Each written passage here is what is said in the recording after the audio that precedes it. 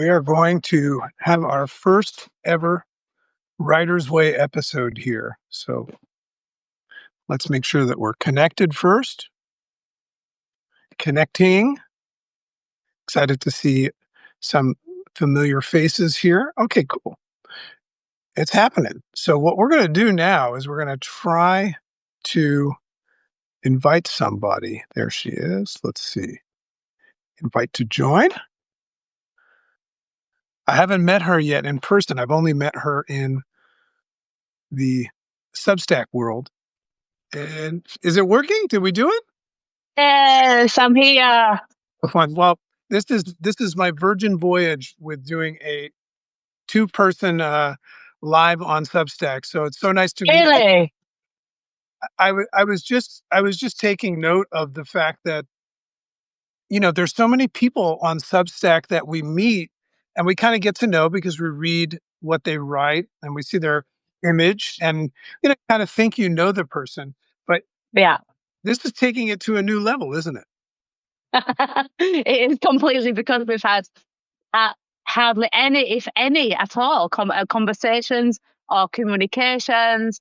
And the reason why I kind of messaged you initially was I saw you doing a live and you were talking about manifestation and exploring different theories. And I just happened to drop on it. And I was like, this is good. I want to talk to this guy. I've got lots and lots to share.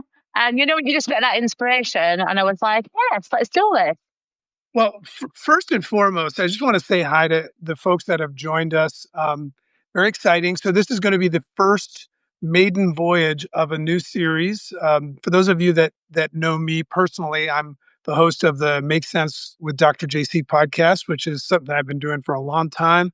But this is a totally new frontier, this Substack thing. I've not migrated my podcast people pretty sure. I've started from scratch and just started writing, something I love to do. But the name of this series is called The Writer's Way.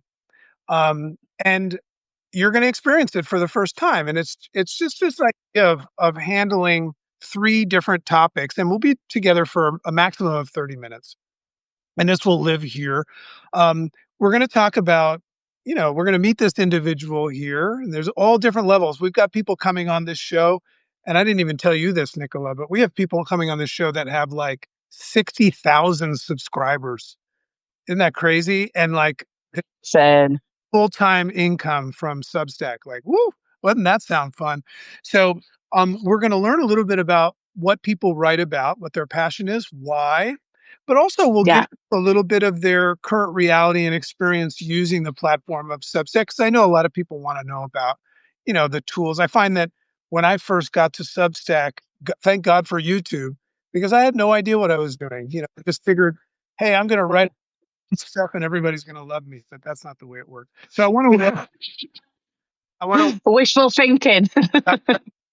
I want to welcome the first of the Writer's Way, Nicola Farnhill. And the first question I have is, I'm getting an accent that does not sound like you've always lived where you are now in Spain. So this is not a Spanish accent. I come from West Yorkshire in England. And I've lived in the Costa Blanca region near Alicante in Spain for the last 21 years. What brought you there? I've got a family here, so it was a really smooth move for me because I've had family here for over 2 years. So always visiting for holidays. My parents moved here, was very close to my parents, was in a corporate job in the UK. Similar story to a lot of people have when they transition into entrepreneurship, and just kind of got to that point in my own career where I was like, not happy about the politics. As I'm moving up the ladder, it's not about connecting with the people. It's not about doing the work I want to do, which was in social work. And I want really to get back to that ground level and work with people and make a difference and be hands-on. And so for me, it was a smooth move to just decide to go back, do some more training, do some more life coach training, went down the spiritual journey and just really, really found, that I could connect again with people and do the work that I love. I love being at that ground level. Yeah. It's where it's at with the communication, the connection, and of course, Substack's perfect for that. Yeah, there's so much, and you know that's a it's a wonderful thing because I mean we're so far away. I'm in Greenwich, Connecticut, in the U.S., and it's so easy for us to communicate. So I just want to make sure everybody knows Nicola's Substack. You know, which I'm a subscriber of. It's a fantastic Substack. So I want to make sure everybody that gets this in the live right now, we'll say hi to some of you, as well as the recording, because this is going to get emailed out to everybody and then live in the public eye of Substack. It's called Connected to Self Substack, right? It's Connected to Self. Yeah. And, you know, I would have said you had me at Connected to Self. You know, I love the name and I love the concept. But what we're going to do is we're going to have the opportunity to get to know the writer a little bit. So I just want to say hi to, we see Justina's here, William. I see some familiar faces from my Monday lives, David Thomas, Vinay, Matthew Brownfield, Cleone. God, there's Lori Melton. I know Lori. And there's my mom. My mom is here, Ellie Jill Dornick. Hi, Mom. She lives in the Caribbean. Storm with Oh, nice. I love how some people don't put their name. They have, you know, here's Storm Whisperer, Thomas, Mark. Nice. Yeah, so many people joining us. So I invite everybody, and there's some familiar faces here. I'm just trying to get everybody. Um, yeah, Everybody. this is a great one. She's going to be on the show, Diary of a Relationship Coach, Dawn. Ooh. But anyway, welcome everybody. We hope that you'll enjoy this and take advantage of sharing your Substack with people here. But make sure that if you're not already subscribing to me, feel free to. Always make sure if you like the stuff first, but definitely subscribe to Nicholas, and it's called Connected to Self. So, Nicola, tell me a little bit, about the background of what made you start writing in general, and what is it that you're trying to accomplish with Connected to Self? Because you're starting to grow a little bit of a following. I noticed that. So you're putting the work. So tell us a little bit about Connected to Self. Okay, let me tell you first of all why I write, which is really lovely. Quick story. I was born with dislocated hips, so was unable to walk. So I didn't do the whole nice House of the Dragon. And so I didn't do the normal crawling to walking thing. So when I was about 18 months old, there was no crawling, there was no movement at all. And my mum found out that one of my hips was clicking. I went into the hospital and they had to put me in plaster casts. So basically, they put my legs like two bananas in plaster cast from my hips down to my ankles. And I was like that for nearly a year. So obviously I couldn't explore the world as you would as a little baby. So what happened was my mum realized that it wasn't good enough to just sit me in a chair in this position with nothing to do.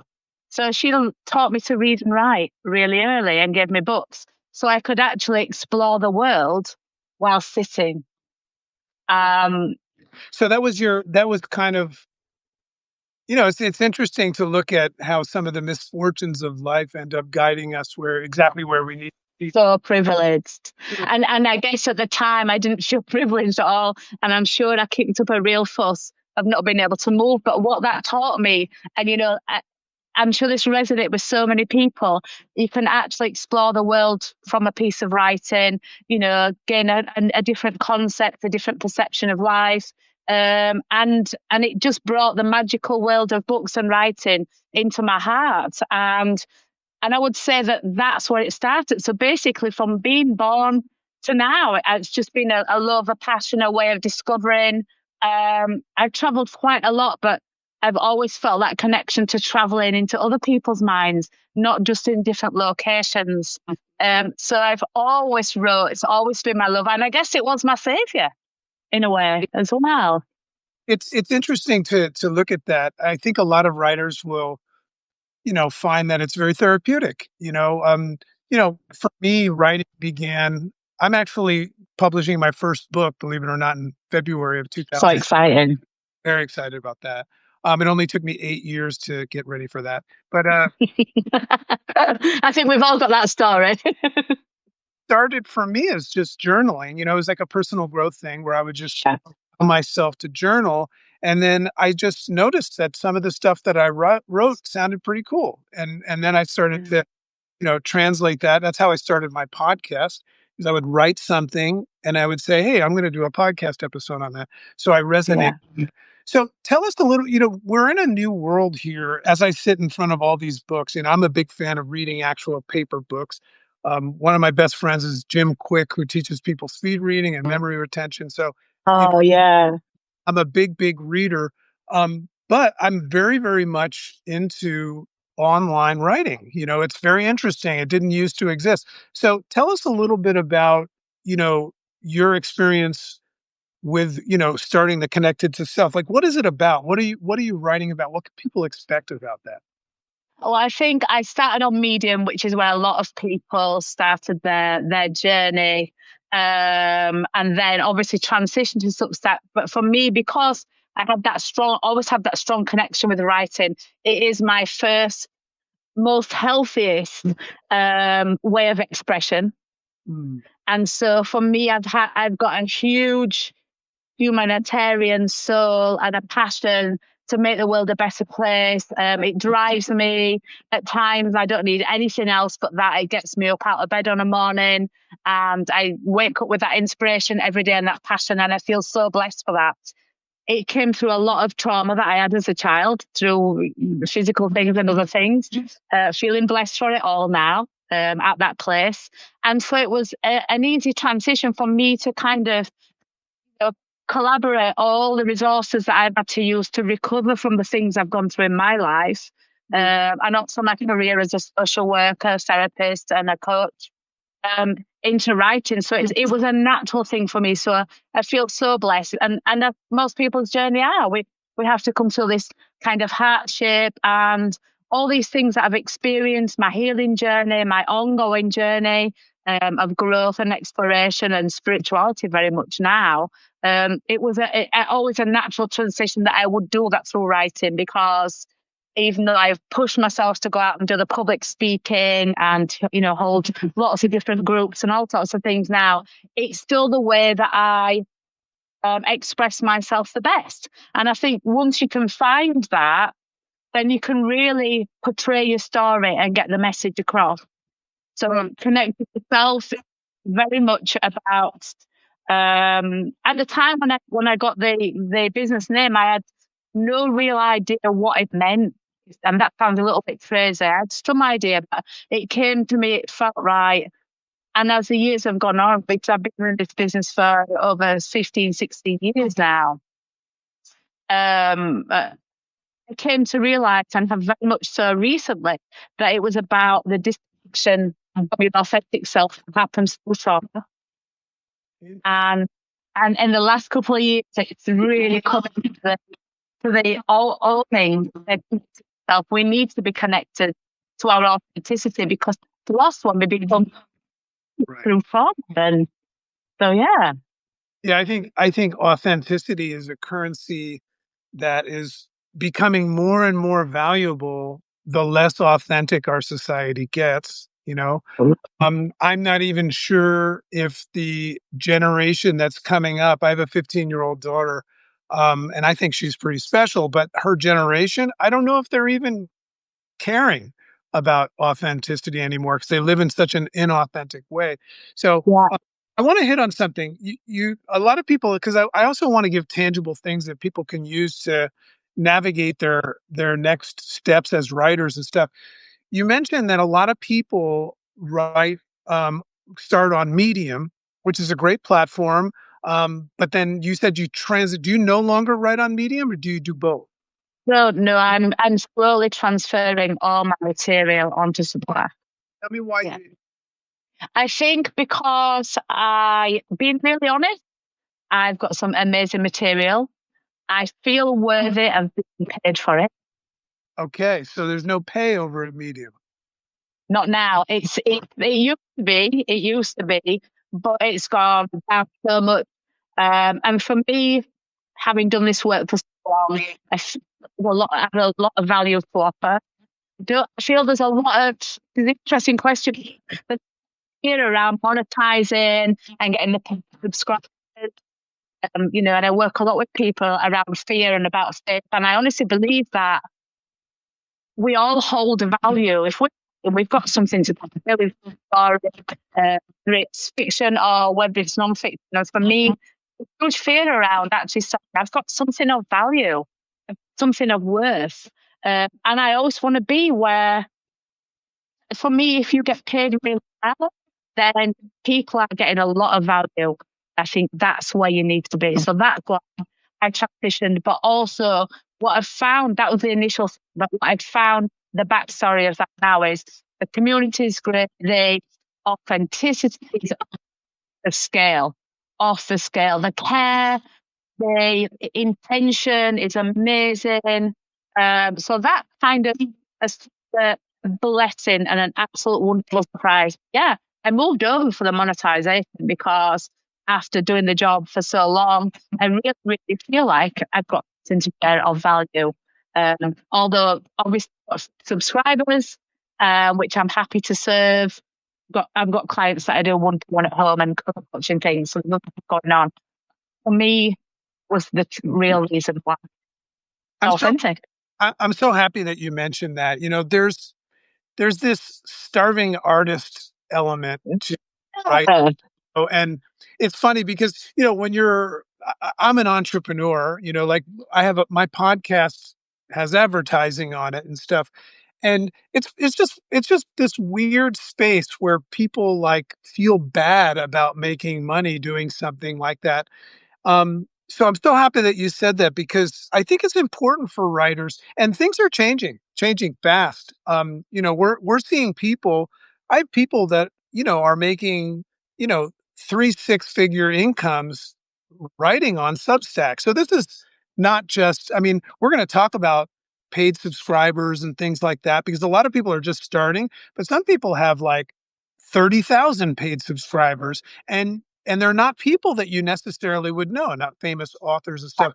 And what you're going to see, and this is in this empowerment movement, that writers need to understand that their their work is worth, money. Like, Absolutely. I have a couple of Substacks that I read that I don't just read for enjoyment. I mean, it's like part of my life. So that's wonderful. And I think what we're going to see soon, because Substack is blowing up now, um, it's a great time to be in here and doing the work. A lot of what I talk about is some things that I've noticed really really help with the algorithm. But we're going to see Substack writers start getting signed for big advertisement, So contracts because they're starting to make huge impacts. So if you're a new Substack writer right now, there's this huge culture of Substack writers that are just here. They have their first subscriber. Like I love when I go in and I find a good Substack and I go, "Hey, I'm going to be your third subscriber." you know, um, the next uh, thing. yeah. So you're allowed to get paid, and you're allowed to permit yourself to get paid, and actually paid well. And I think every writer would love to just admit that their dream life would be to just write and have Oh, people love it so much that they'll support it. So I'm glad that you brought that up. So tell me a little bit about, this is such a fascinating thing. Medium it would probably not like this. One of the values of Medium is that it is something that taps into SEO, and Substack has not got to that point yet where you're building your Substack within your the framework of your context sphere and in Substack, which you could build a very big Substack. But please know, everybody, when you see these massive Substacks, those people have probably integrated followings they already had in.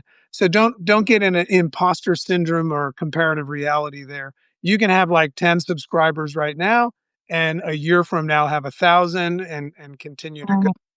Tell me a little bit about your experience with where you're at right now, because the way I look at it, where your Substack is right now, and I can't wait to see it go to the next level. Is it's a sign that you're committed to your craft, right? You have enough followers to show that, and you have enough followers that if they just decided to share it with other people, boom, everything changes.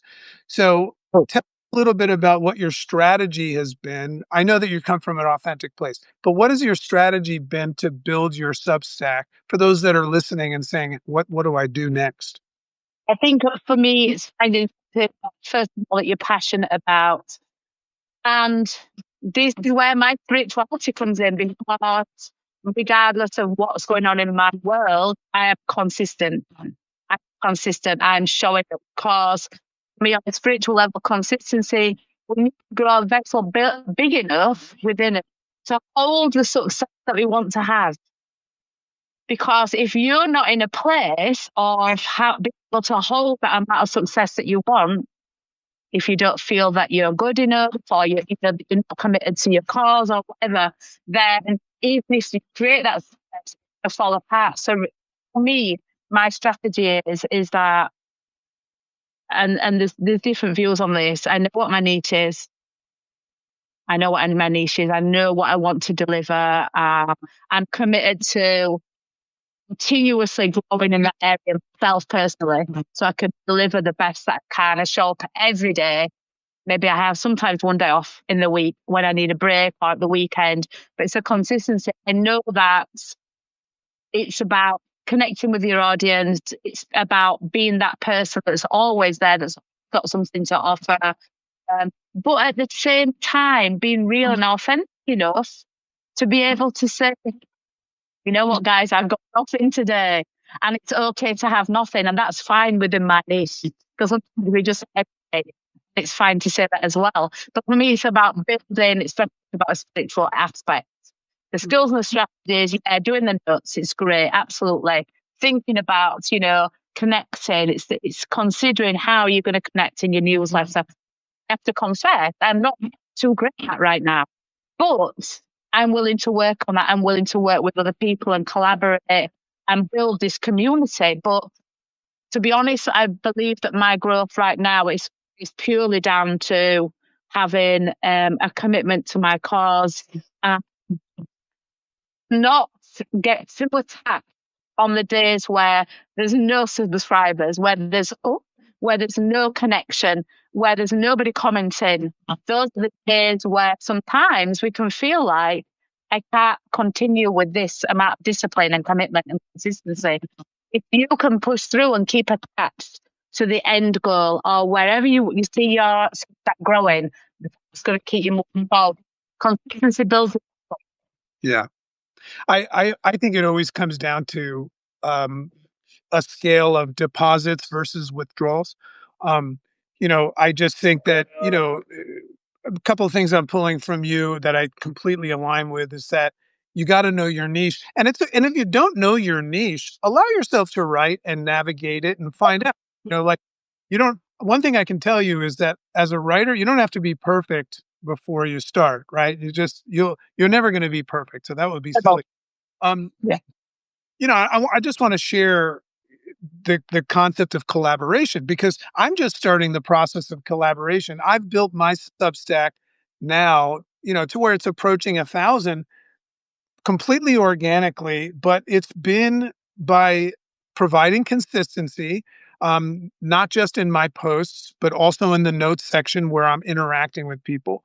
And more important, the deposits are not just I see people that write. I have read Substacks, Nicola, that are genius. I've read Substack and they have like two subscribers. So that person might get this idea that their content is not of value. It's just nobody's read it.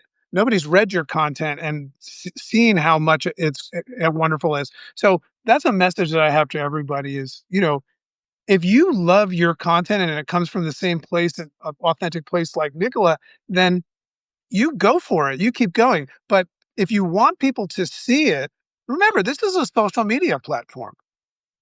Social media is to be social. So I just want to share with you how Nicola and I came to this, right? She's a pretty funny human. So she watched my live, and I think she probably interacted a little bit on that. But she sent me a direct message, which was very direct, and here's what it said. She said, "JC, we need to do a live." And then I said, I kind of laughing, I said, "Need?" And then I said, "Sounds fun." And she said, "I just caught your live, and I think we'd have a great conversation, which we're having now." And I said, "Let's do it. Let's do it." So, you know, talk a little bit about that because you made it. That's a bold move but here we are exposing ourselves to one another's audiences and some potential new people that we'll be able to impact. So, is that just the way you are, or is that something that you're scared to do, but do it anyway? No, it's something that I would say is my authentic character. I would say that at one time in my life, I lost that through some blow and through some changes, moving platforms, moving work, that kind of thing. But it's my natural character. And I think, how you relate that, there is some humor in that. And it's kind of like, if you'd have come back and gone, I always think in this, if you're an entrepreneur or writer or whatever you are, if you're working for yourself or you're expressing yourself, and the most attractive thing is someone that has confidence. I think if you're wanting to build your confidence by doing the things that you're fearful of, not only in your writing, but in every area of your life. What have you got to lose? Got nothing to lose. And it's like, for me, embrace the no's, embrace the no's. Yeah. Actually go looking for them. Yeah, I love that. I'm a big fan of obviously books, but I've been reading this book called, it's got some coffee stains on it, but it's called The Shining Being by You know, it, Rupert Spira. Um, something. and he mentioned something interesting about fear in it, and he says, before you decide that you're afraid of something and you get that feeling of fear, he says, get to know it first and see if it see what it's about and embrace it and stuff. I just love that kind of thing. Okay, so some of the takeaways is that you know your niche, obviously consistency. Um, with your I always like to ask people, do you feel that your Substack is something people could trust and count on? Are you, like what I've been trying to do, I do a live every Monday. We're going to start doing these now. I always make a point to spend a certain amount of time every day interfacing with people, putting up a Yeah. note every day and things like that. What would you say, last question, what would you say has been the most successful thing that you've done? Even if it was by mistake or, with authenticity, of course, what would you say has been the most successful activity that you have seen fruited you the most subscribers? Um, Was I it would your posts or notes or what was it? say that it was definitely, I don't know, because I'm really good at messaging. I'm really good at direct messaging. I'm really good at making connections with people. But I think the notes, for me, I love the notes. Those juicy little bits that from when you're driving, you have to stop and that's a good one. I'll write that down. And I'll tell you what I do to get more juice from my notes or inspiration. Every morning I read something that's related to my niche. It can be new, it can be old material that I'm learning. And from that, obviously, it's like every time you read a book. I remember reading The Alchemist for the first time. I read it 21 years later, and it was like reading a different book because I different. Right. Yeah. Um, So to just do something to inspire yourself. Put those notes out there. yeah. The notes are important and the consistency in the notes and that's a great place to interact with people. I love the idea of direct messaging because it's like that's where you'll be heard. Um, Yeah. and one of the things that I have just really, really enjoyed is just starting to communicate with my community as well. Sometimes we think that we're supposed to just like write some sort of miraculous piece and email it out to the community. One of the things that I like to do is just record a little video of myself talking. And I'm doing a whole new service for my paid community now where they're getting a live video from me every morning. So I want to honor those people as well. But don't don't think, that you have to just write some sort of, masterpiece piece. You can also just let them get a little window into yourself. So, this has Mm. been the first episode of The Writer's Way. I want to stop on time. Nicola, you will never, ever, ever be able to take away the fact that you were the first guest on The Writer's Way. No, that like when this thing becomes a thing, they'll say, "Oh, who was your first guest?" And I will say, Nicola Farnhill from the Connected to Self Substack. So I hope Yeah. I hope everybody enjoyed this. I see people are giving use of hearts. I didn't even know you could do that on there. I realized I've never gotten hearts until I had you on the show. So I don't know if I'm about, but make sure to follow and subscribe to Nicola's Substack. It's called Connected to Self. And also, for those of you, you can't go out and be a paid subscriber to every Substack out there. You'll go broke. But if you have a Substack out there that you appreciate and you count on and you're using, I can't tell you how much that little $5 or $8 a month means to So, that writer. I mean, it's not even necessarily about financial freedom, but it's just a way of saying, "Hey, I support your work," and it's and, unbelievable. and some on a spiritual level, on an energetic level, people always remember if we want to be supported, everything that goes out comes back to us. If we want to be supported, then we have to support. We have to keep that flow. And such a beautiful, and not just monetary level, but also on an energetic level. How good does it feel to support someone else? It's amazing. Yeah, exactly. That's the currency of goodwill. It's the best part. It's the best part. So, So, want to thank everybody for being with us live. If you're watching this um, recorded video in our emails, this is going to sit on the Substack. This has been the first episode of The Writer's Way with Nicola Farnhill from the Connected to Self Substack. My name is Dr. JC Dornick. My Substack is called Make Sense Substack. I hope you'll subscribe to us both. And thank you so much for being here from Spain. been amazing. Thank you so much. Thanks, guys. I'll see you back in our little direct message chat. Lovely. Thank you so much. Bye bye now. Bye bye.